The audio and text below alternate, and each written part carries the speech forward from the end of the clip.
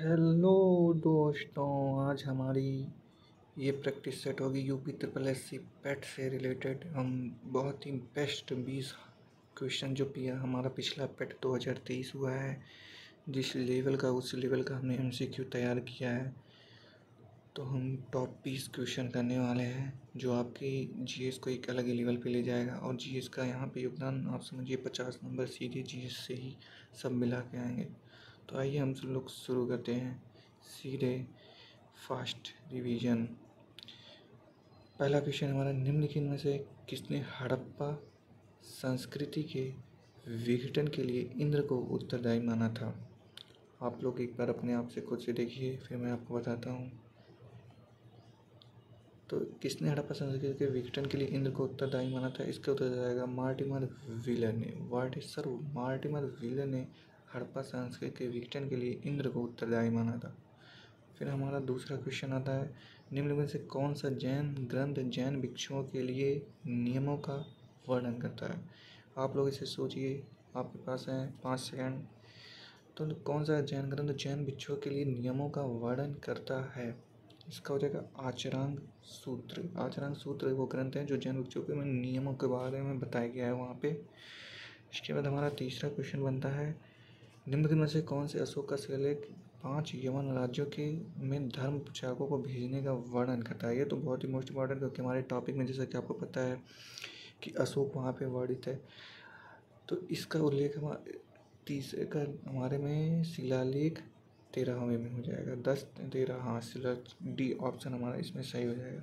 चौथा, ऋग्वेद में उल्लिखित 10 राग का युद्ध कहाँ पर लड़ा गया था, किस नदी के तट पर लड़ा? ये तो बहुत इंपॉर्टेंट क्वेश्चन है और हमें बहुत ही बार देखने को मिला। ये आप लोगों को आना भी चाहिए, ये तो थोड़ा सा नॉर्मल क्वेश्चन हो गया। ये परुशड़ी नदी के तट पर युद्ध हुआ था, परुशड़ी। फिर हम पूछते हैं अपने नेक्स्ट क्वेश्चन पे, किस मुगल सेना नायक के साथ शिवाजी ने पुरंदर की संधि की थी? शिवाजी, जैसा कि आपको पता है वो भी हमारे सिलेबस में है। तो शिवाजी ने पुरंदर की संधि 1665 किसके साथ की थी? आप लोग बताएंगे। जय सिंह के साथ की थी। जय सिंह के साथ उन्होंने 1665 में पुरंदर की संधि की थी शिवाजी जी ने। नेक्स्ट क्वेश्चन हमारा है, निम्न अवसरों में से किस एक पर जन गण मन पहली बार गाया था? मतलब पूछा गया आपसे कि जन गण मन पहली बार कब गाया गया था। ये क्वेश्चन भी आम सा हो गया है, आपके लिए बताना चाहिए आपको। इसमें हमारा 1911 का भारतीय राष्ट्रीय कांग्रेस अधिवेशन हो जाएगा। आप लोगों को कमेंट बॉक्स में बताना है कि यह अधिवेशन कहाँ हुआ था। चलिए हम अगले क्वेश्चन पे आते हैं। निम्नलिखित में से किन्हें बम्बई त्रिमूर्ति के नाम से जाना जाता है? बताइए। निम्नलिखित में से किसे बम्बई त्रिमूर्ति के नाम से जाना जाता है? ये थोड़ा सा हमारा भारतीय राष्ट्रीय आंदोलन की तरफ से कनेक्ट करता है। बताइए इस क्वेश्चन का आंसर। इसमें तो मेहता तेलंग तैयब जी को बम्बई त्रिमूर्ति के नाम से जाना जाता है। भारत छोड़ो आंदोलन के समय कौन युवा महिला नेत्री अवज्ञा और प्रतिरोध का प्रतीक थी? बताइए आप सब। भारत छोड़ो आंदोलन के समय कौन युवा महिला नेत्री अवज्ञा और प्रतिरोध का प्रतीक थी? इसका हमारे पास हो जाएगा औडा आसफ अली, जिन्होंने हमारे तिरंगे को पहली बार फहराया था।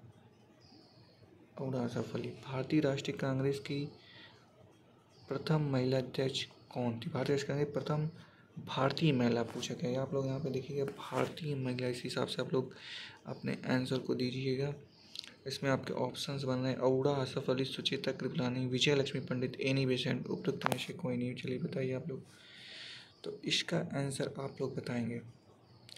इसका आंसर हो जाएगा उपयुक्त में से कोई नहीं, क्योंकि वो थी सरोजिनी नायडू। सरोजिनी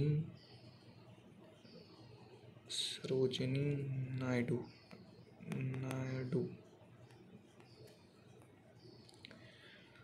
हम पहुंचते हैं फिर अपने नेक्स्ट क्वेश्चन 10 नंबर पे, किसके सुझाव पर भारतीय को साइमन कमीशन से भारत रखा गया था? मतलब भारत को बाहर रख दिया गया था। वहाँ पे साइमन कमीशन में बस इंग्लैंड के ही लोग थे, भारतीय को, इसलिए उसका विरोध भी किया गया था। आप लोगों को पता होगा, तो बताइए इसका आंसर क्या होगा। किसकी सिफारिश पे किया गया था ये? 10 का डी लॉर्ड इरविन था। लॉर्ड नहीं, ये डॉग इरविन है भाई, इसी ने किया था। 9 डिग्री चैनल अवस्थित है। ये जियोग्राफी का क्वेश्चन आ गया हमारा। अब हम जियोग्राफी के क्वेश्चन को उठा रहे हैं। बताइए 9 डिग्री चैनल किसके बीच अवस्थित है? ये हमारा अंडमान और निकोबार द्वीप समूह के बीच में स्थित है।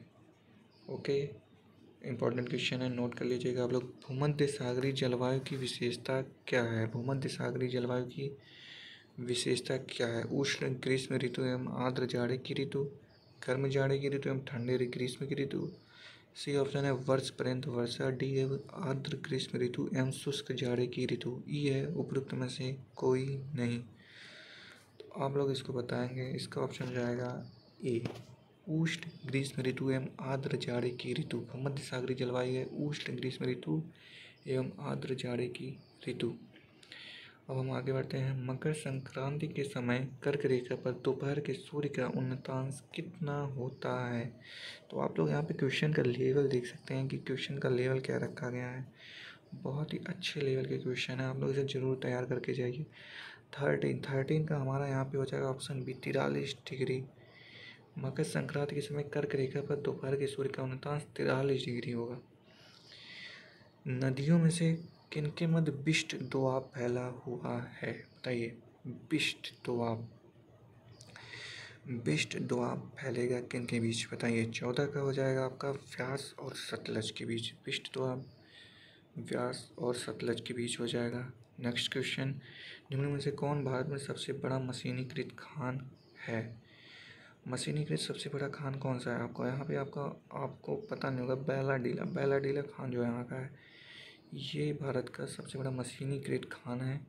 गवर्नमेंट ऑफ इंडिया के 19 में किसने दास्ता का एक नया अधिकार पत्र का, मतलब इसे गुलामी का पत्र किसी ने कहा था? ये 1935 का नियम हमारे सिलेबस में है। तो आप लोग इसे बताइए, इसे दास्ता का एक नया अधिपत्र किसने कहा था? जवाहरलाल नेहरू ने कहा था। इंपॉर्टेंट है, नोट करिएगा आप लोग। हमारा नेक्स्ट क्वेश्चन है, निम्नलिखित में से राज्य के नीति निर्देशक तत्वों को कौन सा अनुच्छेद राज्य को निर्देशित करता है कि वे उद्योगों के प्रबंधन में कामगारों की सहभागिता को सुनिश्चित करें? तो इसका हो जाएगा आर्टिकल 43 का ए। बताता है कि राज्य को निर्देशित करता है कि वे उद्योगों के प्रबंधन में कामगारों की सहभागिता को सुनिश्चित करेगा। केंद्र सरकार और राज्य सरकारों के प्राधिकार प्राप्त होता है। बताइए, केंद्र और सरकार और राज्य सरकार को प्राधिकार प्राप्त होता है। ये हो जाएगा भारतीय संविधान से। भारत का संघीय न्यायालय निम्नलिखित में से किस वर्ष में स्थापित किया गया था? तो संघीय न्यायालय को हमारा जो 1935 का एक्ट था, उसी के माध्यम से हमारा स्थापित किया गया था संघीय न्यायालय। 20वां क्वेश्चन हमारा हो जाएगा, पंचायतों के लिए कराए जाने वाले सभी निर्वाचनों के संचालन का अधीक्षण निरीक्षण नियंत्रण निहित होता है।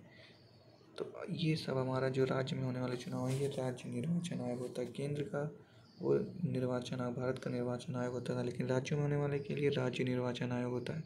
तो हम फिर अब मिलते हैं नेक्स्ट अपने सीरीज में। ये 20 क्वेश्चन टॉप क्वेश्चन थे जिसे आप जरूर तैयार करके जाइए।